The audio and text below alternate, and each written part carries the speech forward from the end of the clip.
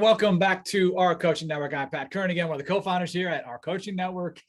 Tonight, we are talking defensive back play. We've got George Sanders. He's the DB's coach at Pittsburg State. We are talking specifically DB play plus man coverage. George, go ahead and take it from here, Coach. Yeah, I appreciate you guys for having me on. Just being able to share some content, just be able to share, some things that we do on the back end here that's been, having us be successful, this past season. We're definitely looking to take the next step forward going into next year. So, I'm definitely happy to be a part of this organization where you guys have so many great coaches sharing what they do and being able to take something from those guys as well. So just to introduce myself, I'm George Sanders, the defensive backs coach at Pittsburg State. I work primarily with the cornerbacks. My contact info is below. So if anybody wants to reach out, after this Zoom session and just talk a little bit more ball, or if you guys have any questions about some of the things I share, please feel free to hit me up. So my cell phone number is there, my email is there, Twitter and Instagram as well. So just to talk about myself and my journey, I started off coaching at Briarcliff University in Sioux City, Iowa, as an NAIA school. I was there in just the spring, got on there as a secondaries coach and pass game coordinator. Spent just that spring there and then ended up moving on to Northeastern State University for my first stint in the MIAA conference. I was a graduate assistant there, working with the secondary, really working with the safeties, the nickels, and the corners as well. Spent about a year there before I became a graduate assistant at University of the Incarnate Word down in San Antonio, Texas. My first D1 opportunity there. Worked primarily with the nickels there as well. And then just been here at Pittsburg State these last 2 years. Got here in the COVID season. It's been really good. We have a great staff here, great players here, great organization, and a lot of great things going on. Just to talk about, some guys that I've mentored. This is going on to my 4th year coaching, and I've coached 6 all-conference guys, 2 All-Americans, and one guy just signed a contract with the Indianapolis Colts, Dallas Flowers, cornerback as well. So I'll just talk about our program's core values because I do like to brag about what we're doing and what makes us successful from the inside out. We have 4 things that we really harp on as a staff, as we develop our players. The first one is just connection. And we always talk about creating meaningful relationships with our players. That really just starts with recruiting, getting to know the player, getting to know their family, their background, what makes them tick, creating relationships with those coaches. So once we get them here, it's not too much of a change of scenery for those guys. Every coach on this staff has an open door policy. So we spend one-on-one time with our guys outside of practice, outside of meeting time, just to really harp on that relationship. So connection is very important and is the most important thing in our organization. The next thing is just development. We're talking about sharpening tools to be successful, just not only on the football field, but also in the classroom. And then also, off the field, making sure our guys are responsible, respectful young men representing themselves in our program in the right way. The next thing is just preparation. And one thing that our head coach harps on that I really like is just focusing on the things that matter. In this day and age, with the college game, it's changed a lot. You have the transfer portal, you have NIL, you have all of these things that can just distract players and coaches alike. So we really have to be aware of what we have going on, and the positive things is going to push us in the direction that we want to be on Saturdays and then throughout the season. And the last one is just performance, and that's just helping our guys reach their full potential on Saturdays, again in the classroom, and then once they graduate from Pittsburg State, as they move on to the next phase of life. So just to get into the meat and potatoes of what I'll be talking about, mostly it'll be just the techniques that I teach and some of the things that we do with our guys. Mainly I'll start talking about just the eyes. Then I'll talk about the philosophy and why we play so much man coverage. We'll talk about just the footwork and techniques we do there, mirror step, talk about inch step, talk about some catch man and some scooch pedal as well. I have some coaching clips along with the things that we teach. And then at the end of this, I'll try to switch over and get some game clips if we have some time for that. So just talking about eyes, I think it's important to really at every position to coach eyes and just to talk about eyes with your guys. I think secondary play is all about vision and processing what you see, seeing something and then just being aware of what do I see, what does that mean, and how's that going to help me be successful and execute what I'm supposed to. We must have our eyes trained to analyze and execute our responsibilities. We talk about pre-snap, all right, talking about eyes pre-snap. We talk about scanning the field. And when we talk about scanning the field, we talk about, looking at the field zone, where I'm at on the field.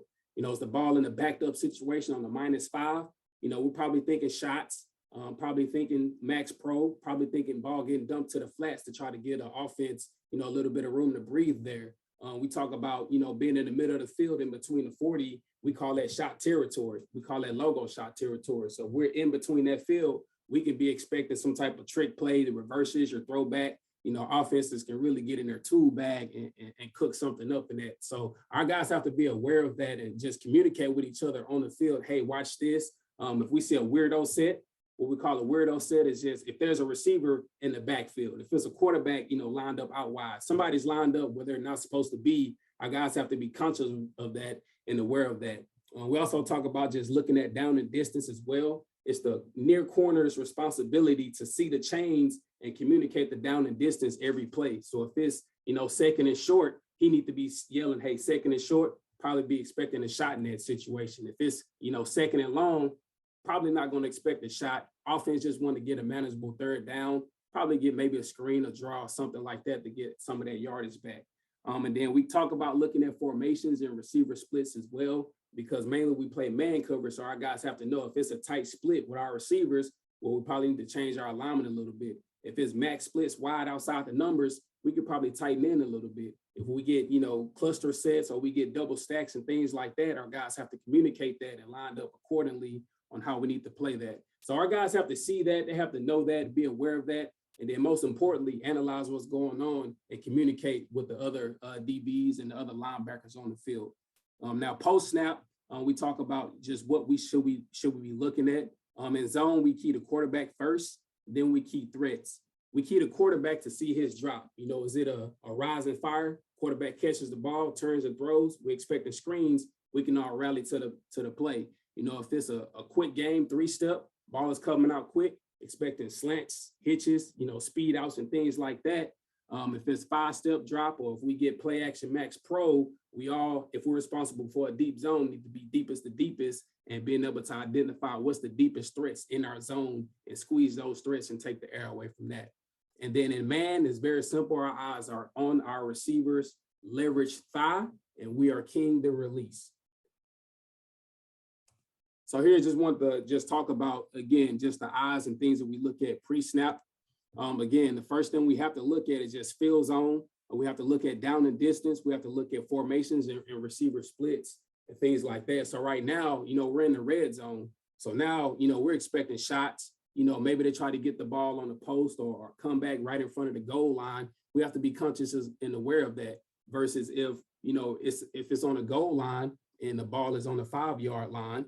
All right, we're expecting not a big route tree with that, probably more so a slant or fade if I'm on the outside. If I'm on the inside, could probably get a slant, probably get a speed out, probably get a 7 route or something like that. So our guys need to know where we are on the field and be conscious and aware of that. And then when we talk about the receiver splits and formations, we talk about this set up here up top. If they're this tight and we're in some type of man, our guys need to be expecting some type of rub route. So we need to communicate, hey, rub. We need to be on different levels. If one guy's going to press and one guy's going to be off, or we can just combo that. Both of those guys are off. They're playing their leverage, and they're just passing those switches off.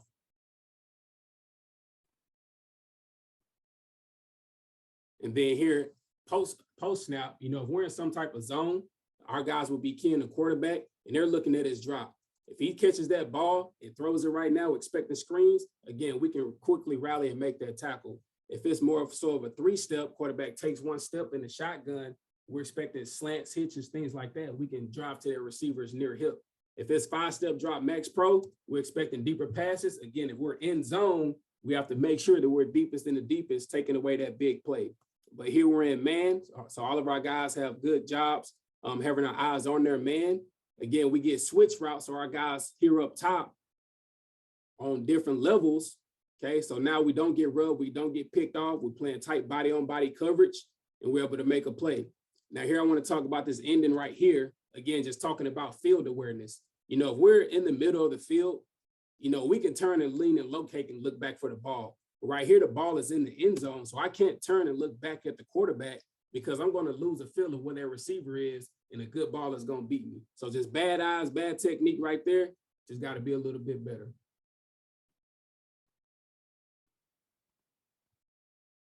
All right, so man philosophy. The reason we play man, because we want to take away, what offenses do best, whether that's a receiver, maybe it's a certain route that they like versus certain coverages. We eliminate all of that by playing tight man coverage. So we eliminate easy access throws. And what I mean by easy access throws is when you're playing off coverage, quarterback is going to look at his receiver. He's going to make some type of flat check. Again, some type of slant, hitch, quick out, just taking advantage of that space if you're playing off. So we want to eliminate those throws by playing catch. We'll play a little bit of press man as well. And then we just want to take away those throws, make them throw the hard throws, the deep posts, the deep fades, make them really showcase their skill set versus ours. Then again, the second thing we do is we want to disrupt timing of routes. Again, we do that by playing press coverage. We do that by playing catch man and really try to get receivers off their release and their pass as they continue to get deeper down the field. We want to give body-on-body pictures to the quarterback. If a quarterback sees opposite color jersey on his receiver, he's going to go to his next target. So if we have body-on-body on every receiver on the field, quarterback has to hold the ball, wait for his guys to get open, and we give our pass rush time to get there, okay? And then we want to force difficult throws. Again, if we're body-on-body, they're going to have to make the perfect throw and the perfect catch in order to consistently complete passes on us.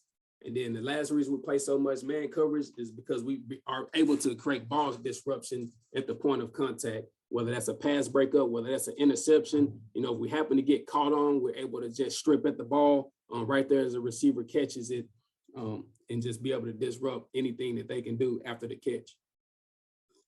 So just talking about press coverage efficiency. So this is from last season. I went back and charted all of the routes that we got versus press.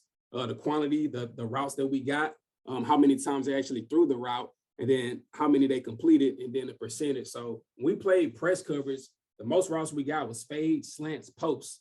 Everything else, it was very lower quantity throws because you don't have that big route tree when you're playing press. Receiver has to get off the line right now. Quarterback has to see his receiver open and really put that ball in a good spot. So you delete a lot of routes that you have to guard when you play press coverage. And then in the slot, who was also very successful there. Again, playing some catch, playing some press in the slot as well, and scooching as well. We got a lot of speed outs, a lot of slants. We got slot fades, which is crazy. We didn't have one slot fade completed on us this season, which I kind of hang my hat on there. That's like one of the most dangerous routes, in the slot, having to defeat a slot fade. So we were very successful in the slot and very successful on the outside playing press as well.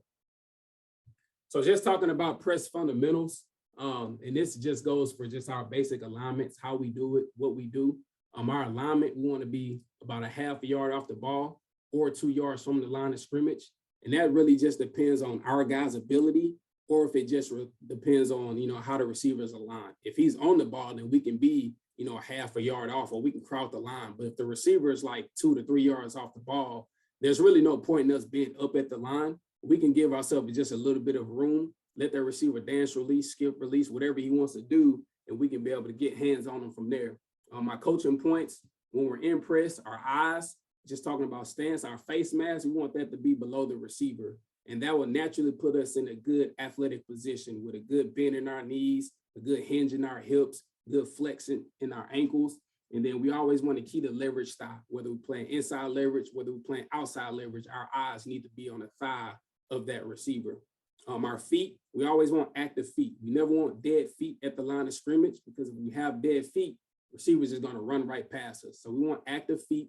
We always want some type of lateral movement because we're in press, receivers are going to have to bubble their release. They're going to have to go around us to get past us. So we always want to try to work lateral as much as we can and stay in front of the receiver as much as we can. And then when we talk about hand placement, we talk about offhand stabs here. We want our palms open, our thumbs up, and we always want to aim to get a good punch on the breastplate. So here's just a good clip of just our base press. So here, we're crowding the line of scrimmage, receivers on the line. All right, we have our face mask below the wide receiver. So again, that naturally puts us in a good athletic position. All right, and we're nice and low. Our receiver is right now at the top of the numbers, so we can be head up to inside if we want. I know everybody has their divider rules. Just to talk about that a little bit, our divider basically, if the ball is in the middle of the field, is about a yard inside the numbers. If he gets past that, we'll line up outside. If he give us a tight, nasty split, we're definitely going to be heavy outside. The further outside he get of the numbers, we can lean heavier inside. So right here, receiver is just at the top of the numbers. All right, we're aligned inside. So right here is I'm talking about active feet. A lot of DB coaches have different, timing tools that they want to do, to activate guys' feet. Some guys do the pierce step. Some guys like the motor mirror. I just tell my guys, keep your feet active. Whether you're pierce stepping or you buzzing your feet, I'm fine with that as long as your feet are not dead at the line of scrimmage. So now receiver gives us an outside release. All right, we get a nice mirror step. All right, we get a nice strong punch, disrupting his timing, making him go wider than he wants to. Receiver tries to go back inside. All right, we're already in a good position to wall off that inside route, and we just stalemated this guy. That's a win. All right, quarterback is no longer looking at this receiver because we just did a good job staying in front of the receiver, being physical, having good feet at the line. So just to talk about releases a little bit, versus outside releases, and we're playing outside at the cornerback position, we're not going to get a lot of routes from press. Probably get a comeback, probably get a fade, may get a back shoulder in there as well. So we want to try to stay on top of those routes when we get outside releases. If we can try to get two hands on to really be physical and slow that receiver down. But at the end of the day, I just want my corners to make those guys work if they're running an outside release. The further vertical they get, we want to start squeezing that receiver, squeezing them to the sideline so we don't have a lot of space to be able to create separation at the top of the route, and quarterback has less room that he has to complete the ball and put on his outside shoulder. When we get inside releases, okay, we're thinking more slants, curls, digs, posts, things like that. So what I tell my guys is if we get inside release from press, more times than not, their receiver is probably going to give you an in breaking route. So we try to cut those routes once we see the receiver hip drop and we know for sure that he's going inside. And what I mean by cut, we just go from that outside hip to the inside hip. If we're inside leverage and we get an inside release, okay, and the receiver breaks outside, we can slice that, which means we can go from the inside hip to the outside hip. So this is just something that I go over with my guys, just describing the releases that you're going to get. Now, this is not, you're going to get dash release, speed release. Obviously, receivers are going to take different type of ways that they get to the route. But at the end of the day, you're either going to get an under route right now, you're going to get some type of inside and vertical release, or you're going to get an outside release. At times, you will get some fire or tunnel screens as well, receivers stepping off the line of scrimmage. Okay, versus outside releases, again, we're thinking more speed outs, we're thinking hitches, we're thinking fade, back shoulder, comeback. Again, it's not a big route tree that a receiver can give you if he gives you an out-breaking route. Versus inside releases, now again, we're thinking slants, we're thinking curls, we're thinking digs, we're thinking posts, and sometimes you'll get that burst corner. To me, I feel like that's a very low percentage, completion rate route because you're going inside, and if a corner or a slot safety, has good outside leverage, you're probably not going to complete that ball. So we don't get the burst corner a lot, but some receivers will try to do that too if they know you're playing really hard inside. Versus the slot, really the same thing. You either going to get an under release right now, you'll get an inside vertical release, outside release, or maybe some type of step back bubble. Again, same thing. Receiver releases outside from the slot. You're thinking more so flat speed outs, maybe a wheel, out-breaking routes, corners, and fades. Inside releases, same thing. You'll get slants. You'll get the option route as well, where the receiver is going to read what leverage you have. If you're too far on top, he's going to sit down on the hitch. If you're too far inside, he's going to break it out on the speed out. If you're too far outside, he's going to break that thing inside. So our guys have to be conscious of that and understand their body position and be able to react whenever their receiver drops his hip and then make his break. Again, inside release, you'll get dig, you'll get post. Sometimes you'll get seams as well. So just talking about mirror step, in our stance, I like my guys to have their feet about shoulder width or just a little bit wider.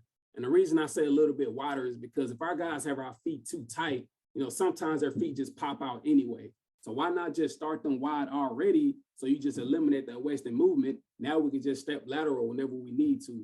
Again, we want a low athletic position, weight on the balls of our feet, and our hands up and ready in combat position. My coaching point in mirror step, our eyes need to be low, glued to the hip of the receiver through the release and throughout the route. At no point should we take our eyes off the receiver until their receiver body language tells us that the ball is coming. And that is either just eye explosion, their head snap back, or a change of speed, things like that. And we want to focus on the type of release we're getting. Again, inside release, outside release. Our feet, we want to mirror the receiver. All right, we want to move lateral with this. We want to try to stay in front of the receiver as long as we can until he declares his release. Then we can use our offhand stab to get hands on. Now with the offhand stab, it's not just putting your hands on the receiver. We really want to try to focus on raising that receiver's pad level once we get hands on, okay? And if we get a double release where a receiver will either release inside, try to break back outside, or release outside, break back inside, we can offhand stab. Then once they take their second release, we can drop that hand, counter stab with the opposite hand, and really try to stay in front of them.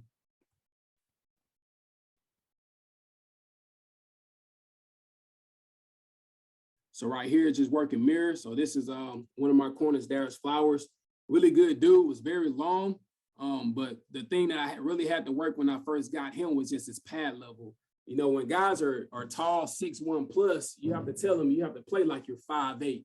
You have to really play low like you're playing basketball. So pad level is something that I had to work on him, and he got better at it, you know, throughout the season. But right now he has a good stance. Again, this face mask is below the receiver. All right, this receiver is about 6'2".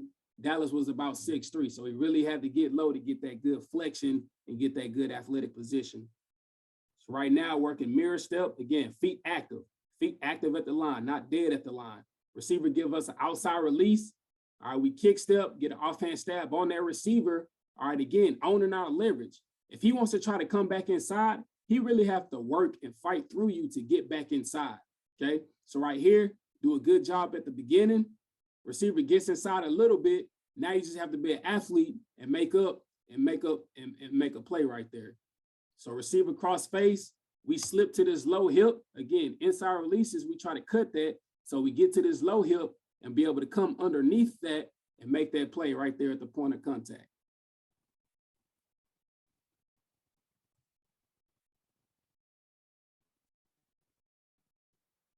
Again, right here.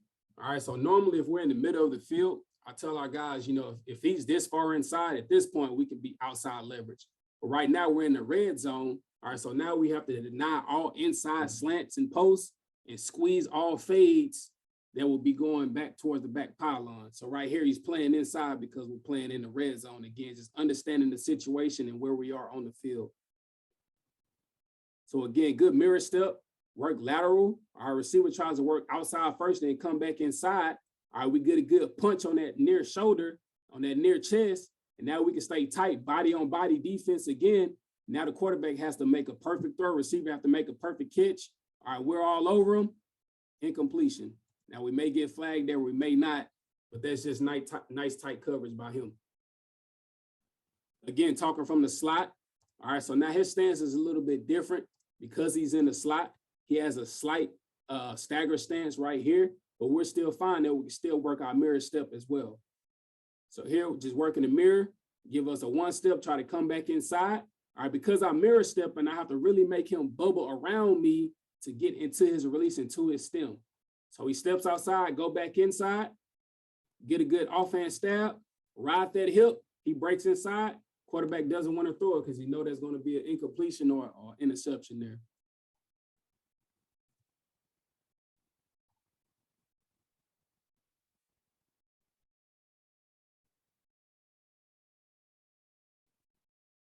All right, talking from the slide again.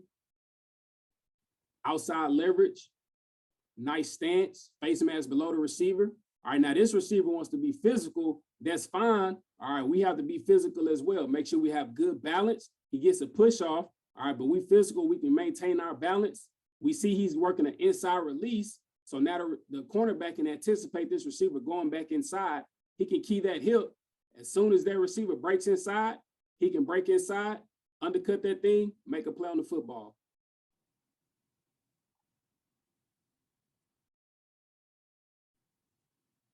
All right, last rep on mirror. Our receiver tries to give us a double release, so goes inside to work back outside. Our corner does a good job getting hands on, staying on top of the route because we're getting the outside breaking route. He sees that receiver hips drop, his hips sink. He can drop and drive to that near hip. Again, we always talk about on the break, we want to drive to the hip nearest to us because that's going to put us at the catching point.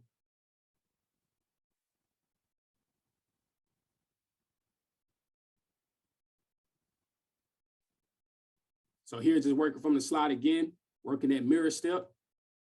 And this is where the mirror step is really good. All right, if they try to move us off our mark to get back inside of us, we haven't opened our hips too much. We haven't moved too far off our leverage. So he wants to come back inside. Fine, I can sit right there on it.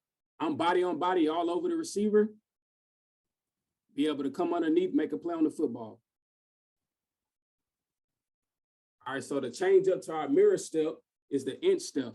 All right, so now receivers want to give us more so dance releases. They want to star release. Some receivers like to walk off the line. So once we start getting those type of releases, we have to give a little bit of ground there. So our stance will be the same. Our feet will be shoulder width apart, athletic position, weight on balls of our feet, hands up and ready to strike whenever their receiver declares his release.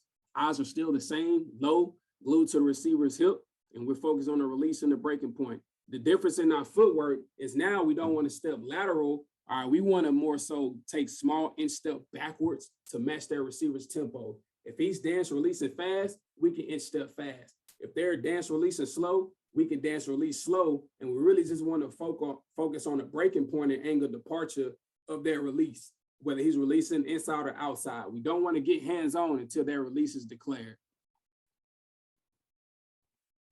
So looking down here at the bottom,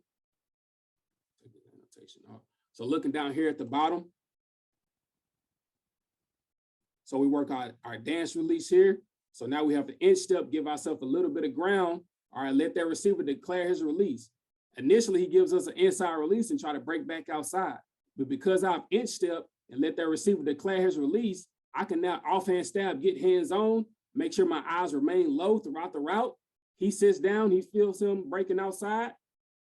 We can break outside, make a play.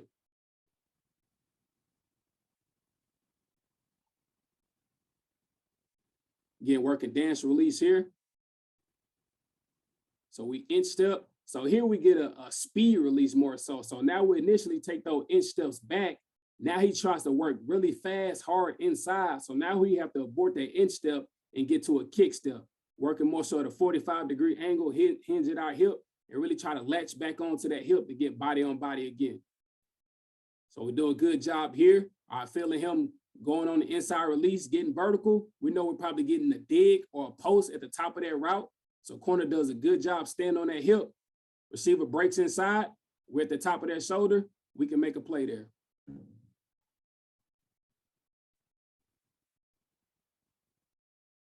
Working more so in the red zone here. So now we get dance release inside. All right, this is great patience here by this corner. All right, staying nice and square, nice and balanced. See how he's still nice and low, pad level never raised, didn't hinge and open his hip, didn't open the gate. Really just working and letting that receiver declare his release. So he takes me inside. Now he tries to go back outside. I can offhand stab, get my hand on this receiver. Again, feel that release. We know it's an outbreaking route. All right, we feel him putting pressure on our body. Once we feel this pressure, we know he's breaking out. We anticipate that break. Receiver breaks our break, able to make a play on the football.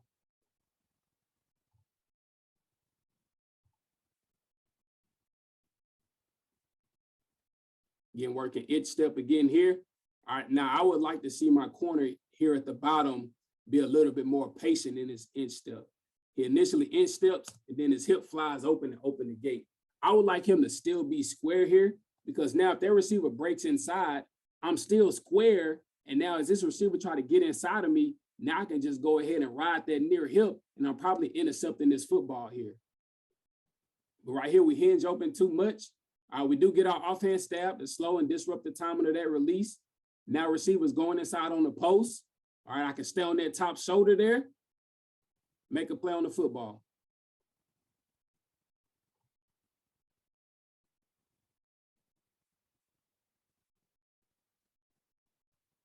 Again here, I get another dance release. So he stems me inside first. All right, I would like to, again, see my corner have his hips more square here as he inches back. Right here, his hips hinge open just a little bit. All right, but you understand he's wrong. He fixed his hips. Now the receiver release back outside. I can flip my hip, get back to that hip, start squeezing him outside. And again, making sure we have good eyes. Make sure our eyes are staying on that receiver, because if his hip drop, I have to drop my hips at the same time. If he keeps going vertical, well, now I can continue to get vertical with him and really squeeze him towards that sideline and take the space away from him and where the quarterback is throwing the football. So now his hip drop. Now again, drive to the near hip, the hip that's nearest to you, because that's going to put you at the catch point. Go up, make a play on the football, get a pass break up.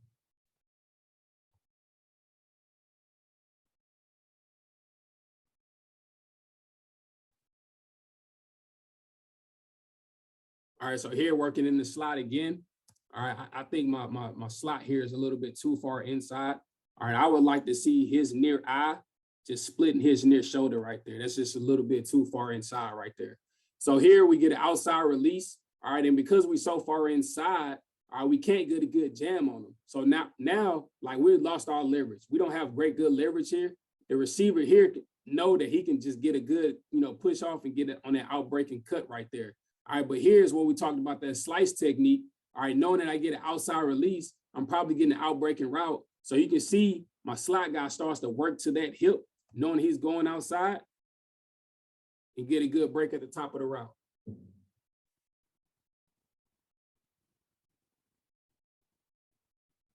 Now here's a little bit better. All right, now he has a lot better alignment. Again, his near eye is splitting that shoulder, so he's a little bit tighter to that receiver. That's exactly where we want him. So we get an inch step again. All right, receiver tries to bully us so we can get two hands on and remain physical with him. All right, now the receiver tries to throw us off. That's fine. I can stay tight to that hip. He breaks inside. I'm able to come up underneath, make a play on that football. All right, so now just talking a little bit of a catch technique. All right, so our alignment in catch technique will be about 6 to 8 yards off. And that really just is determined by the down and distance. And that's also determined on if we're getting like tighter sets. If we're getting tighter sets, like if it's a stack or just a tight 1 and 2 split with the receiver, one of our guys have to be, maybe at 4 yards, the other guy have to be at 8. One guy has to be at 6 yards, one guy has to be at 8. So we change our alignments, based on the down and distance and the receiver splits that we're getting. Our feet, we want to be square to the receiver as much as we can. Again, our slot guys, they like to have more of a stagger stance, and I'm fine with that. Make sure we have our low athletic position. All right, and make sure that our eyes are keyed on that receiver's leverage hip, whether we're inside leverage or whether we're outside leverage.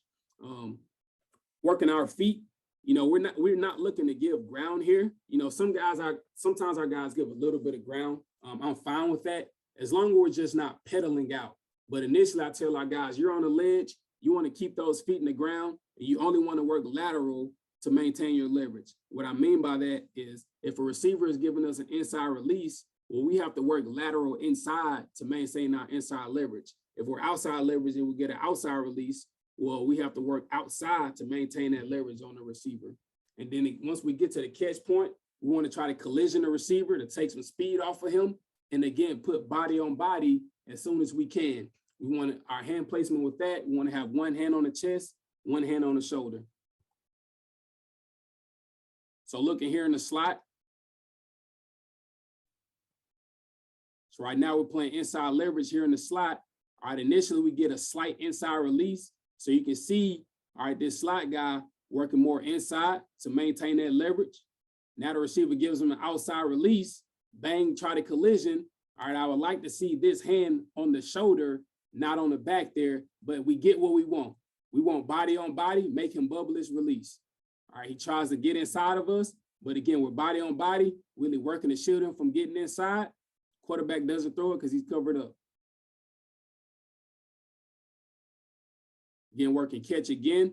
All right, nice square stance, nice low pad level. All right, our eyes are low, focus on that leverage thigh there.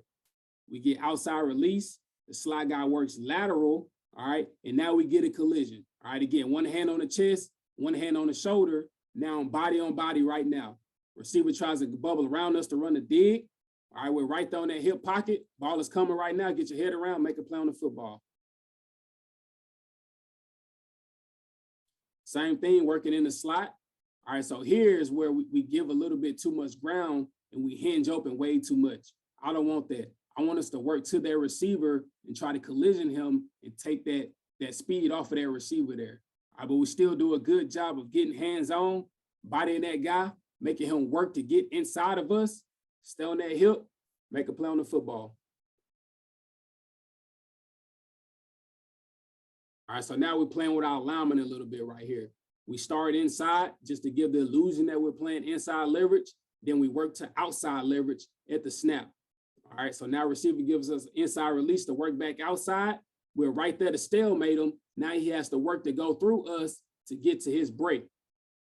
So we slow him down just a little bit. Again, our hands are a little bit too low. I want our hands to be more higher. If our hands are higher on that chest and on that shoulder, we can be a lot more physical right there at the point of contact. He breaks out. Slot guy does a good job trying to work to catch up. Bad thrown ball, ball is behind him. So we're able to get our hand on the football, going up, shooting through the pocket of the hands, making a play right there. All right, as we shoot the pocket, make sure we secure the tackle. Just in case we miss, we can still make a tackle there.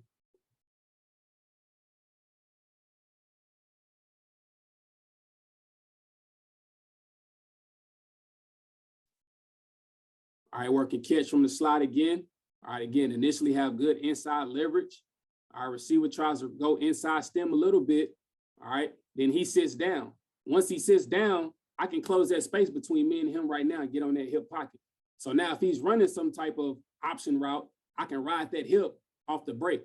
He tries to sit down, go inside. He's right there to make a play on the football, come underneath, break the ball up. All right, so here working catch from the outside. All right, alignment-wise, I would like this corner to be a little bit more inside of the receiver. All right, because right now, all right, here's the goal line. All right, so now we need to shield more so inside to really protect the quick slant. So right here, we give too much ground right here. I don't like that. I want our feet to be firm, not giving any ground. All right, but we still get the collision. All right, now quarterback tries to put the ball in the back pylon. All right, again, we talked about it earlier. Once we're in that red zone, we have to be aware. We can't turn and look back for the football. We have to play chest and chest in that situation. So corner does a good job here playing chest to chest, going up and again, shooting through the pocket of the hands to try to get that pass break up while he secures the tackle as well with that offhand.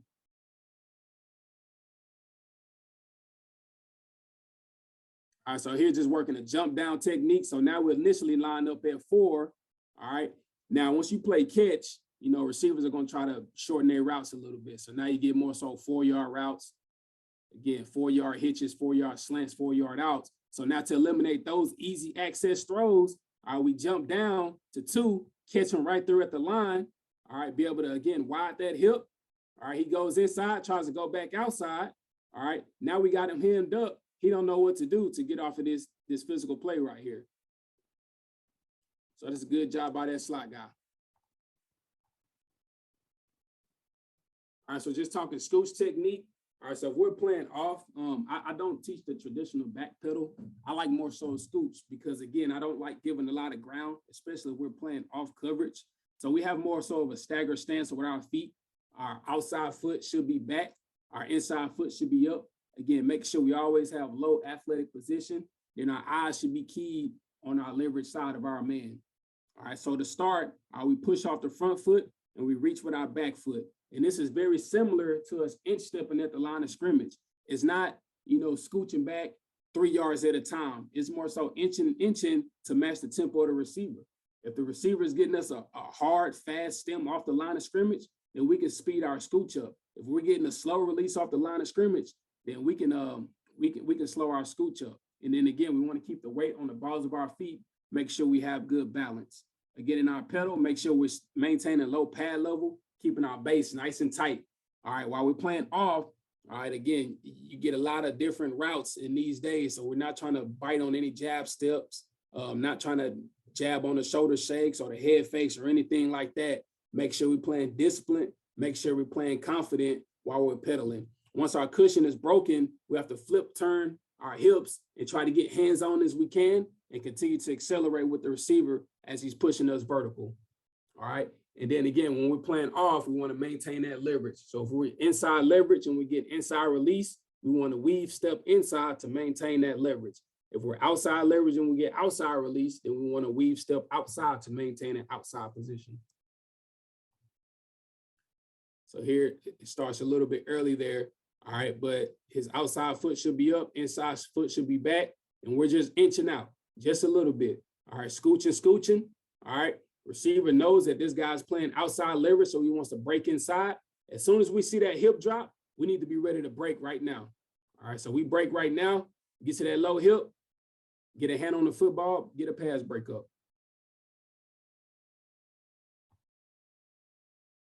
In here working from the outside, get nice stance, outside foot up, inside foot back, good low pad level, eyes fixated on my leverage side of my hip, and we have a good 1 to 2 yard inside leverage here as we're playing off. So we scooch out here a little bit. Our receiver is giving us a slow release. He's not really pushing us vertical, so we can inch out slow. So now once he gets to the top of his route, his hips sit down, he breaks on the out route or a comeback, I can sink my hips, ready to drive to that near hip. Again, the hip that's nearest to you, that's going to put you at the catch point.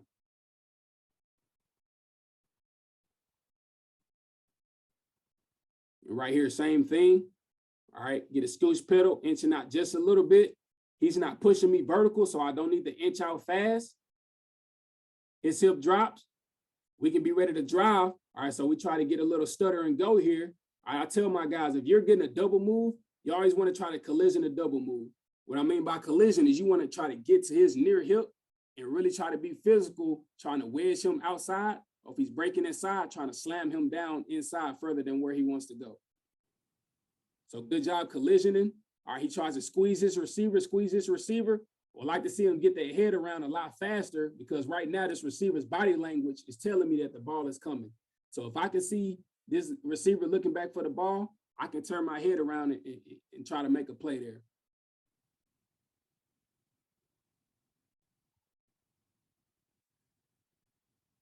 All right, so here our receiver has a tighter split. All right, so we're more so head up here.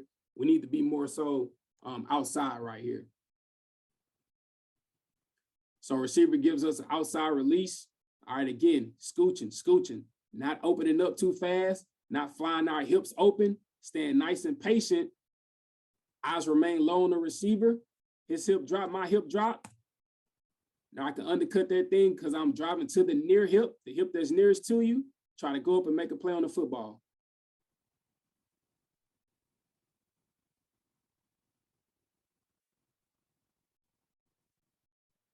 In here, right here.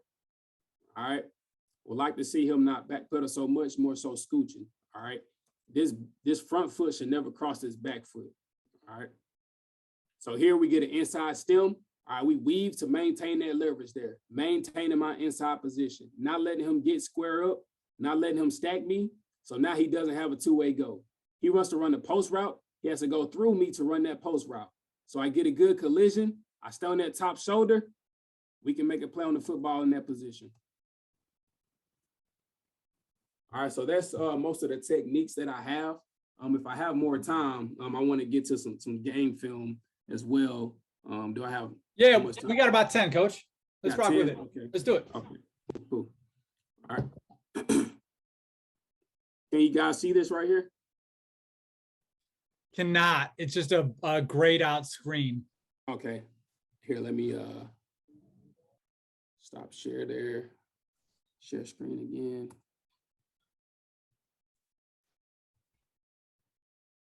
All right, can you see my screen now? Yeah, this works.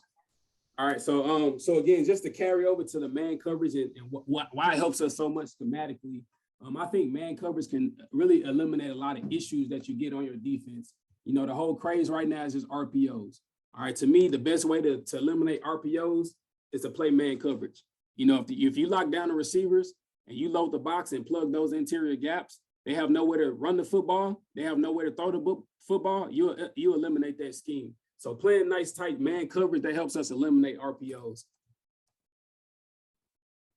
All right, so here we get a counter look by the quarterback here. Again, we're loading the box. All right, he sees his safety coming down. That's his read key. Know that this corner here is unprotected. Now he wants to throw the hitch. But because we're down here working our mirror step, all right, getting the hand on, stand on top of this receiver. He's trying to run the hitch, but we're all over him. Quarterback can't complete this ball, so now he has to throw it away. So that's what man coverage does for us versus RPOs. Again, eliminate the run, eliminate the pass option, know where to go with that. Run something else.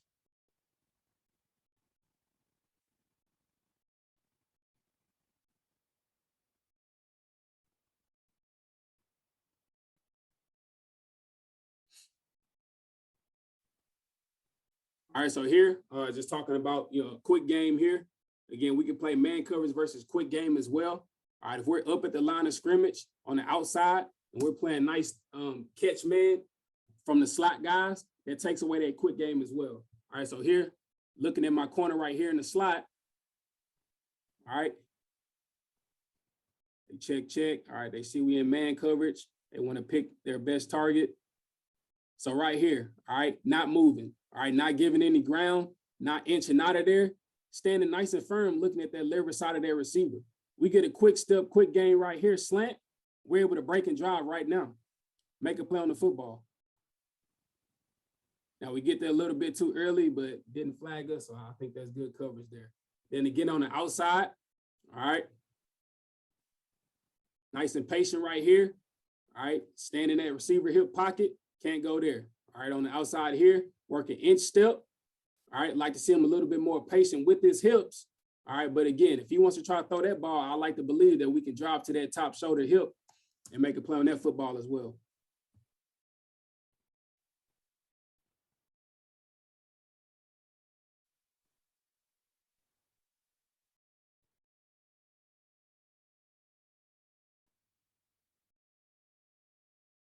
All right, so here we get a heavy set. All right, so now we know we get heavy sets. All right, we want to load the box now. We want to get as much hats in the box as we can. Now, when we do that, all right, that's going to put our corners on the island. But if you're confident in your guys and you work your technique and your players begin to have confidence in their technique and what they're doing, you're able to live with your guys being on man out there on the island. So right here, we get a heavy set. So we get an extra hat down into the box. All right. Expecting this guy to come down and be the force player. All right, we have our Sam here, manned up on the tight end. On the outsides, again, playing tight man coverage. All right, here at the top, all right, working a mirror step. We'll probably want to see him get more on top of this receiver right here, because now he gets to the top of the route. All right, now he gives his quarterback a little bit of confidence because he has a step on us that he can try to complete this football. All right, but at the end of the day, when your guys are confident in their technique and confident in themselves, all right, we can end up living with that and we can make a play, line us up another down.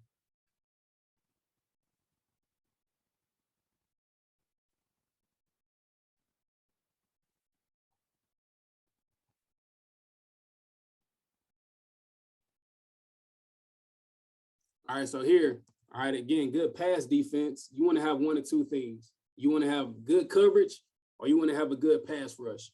All right, so I think good coverage allows you to have a good pass rush.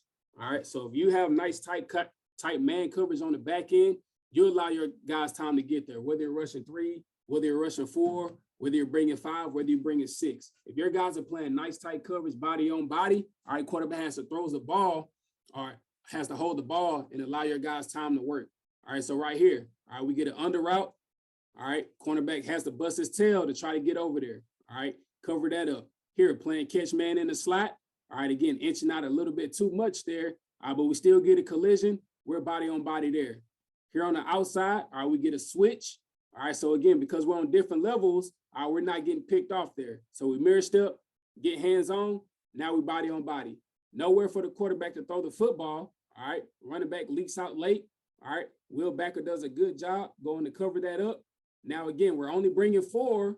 All right, so that allows our guys time to work. All right, give our guys time to get there.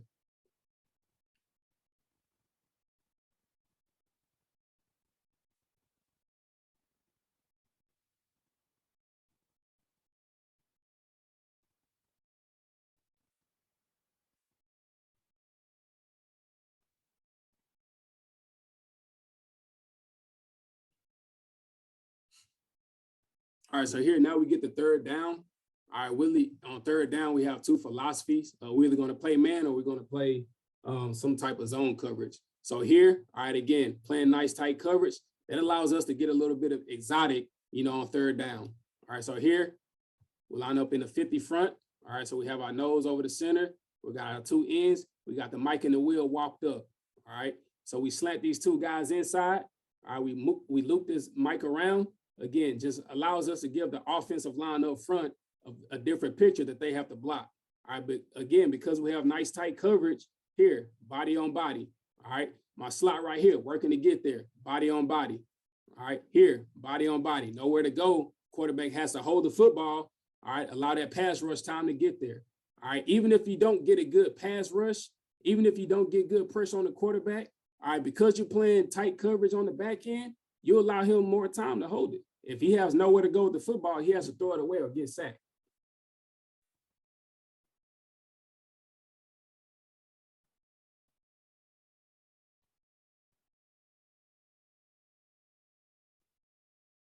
Yeah, slant these two interior guys down inside. All right, loop this mic around. All right, they end up picking it up. All right, but again, tight coverage on the back end. Let these guys keep working. Let these guys keep working. Let these guys get there. Force a bad throw.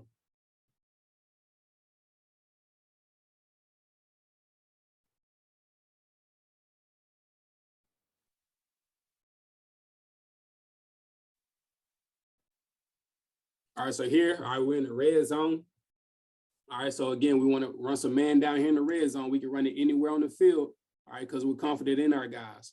All right, so here, we're running one rat. All right, so again, we run a split front. All right, we have 2-3 techs. We widen our ends out in wide fives. All right, so now we get the mic and the wheel up in both A gaps. All right, and they don't know what we're going to do there. All right, so we rush those guys on the interior, pop our two ends out as rat players. So now if we're getting low crossers, we got help. Take that away. Here our slot guy, playing catch man, nice and patient. All right, knowing that he has inside help with this high safety. He doesn't have to work too hard to cut that. He doesn't have to work too hard to really try to work inside of that. He can own his leverage. If this guy runs a dig, if this guy runs a post or anything like that, that safety's going to be there to help him. But he owns his leverage. Nice tight coverage all around. A lot of pass rush time to get there. Quarterback got to throw it away.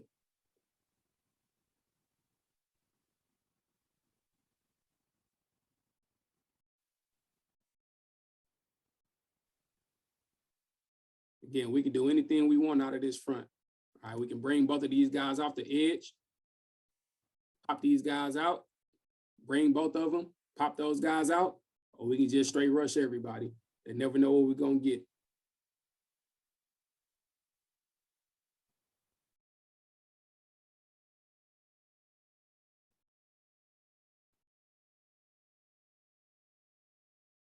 Hey, Coach, we got about 2 minutes. 2 minutes? All right, let me end on a good one. Skip this real quick.